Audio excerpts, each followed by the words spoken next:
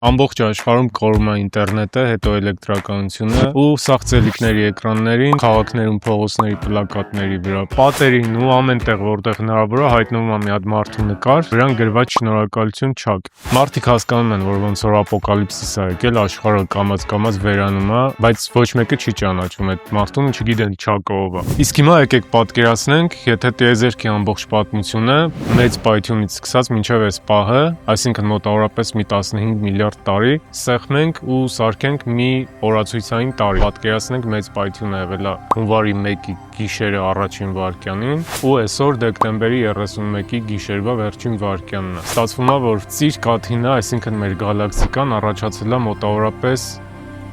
երբ էր։ Սեպտեմբերի Մայիսին։ Արևը, երկիր մոլորակում ասած մոլորակները առաջացել են սեպտեմբերի սկզբներին։ Դեկտեմբերի 17-ին ձկներն են առաջացել, 21-ին միջատները, 25-ին դինոզավրերը, 27-ին թռչունները, 28-ին ծաղիկները, դեկտեմբերի 29-ին դինոզավրերը վերացել են, իսկ մարդանման առաջին կապիկները առաջացել են դեկտեմբերի 31-ի առավոտվա կողմեր։ Իսկ մեծ հայտնի մարդկության ամբողջ պատմությունը տեղավորվում է վերջին 10 վայրկյանի մեջ։ Պատկերացնում եք ինչ չնչին բան է մարդկության ամբողջ պատմությունը տիեզերքի մասշտաբով։ Մի տարվա մեջ ընդամենը 10 վայրկյան։ Բայց ես չեմ հաշվել, սենց ասում է այս կինոյի մեջ ֆիզիկայի դասատուն, կամ եթե ավելի գլոբալ նայենք, սենց ասում է Սթիվեն Քինգը, ում գրքի հիման վրա այս կինոն նկարել են։ Իսկ եթե ավելի գլոբալ նայենք, սենց ասում է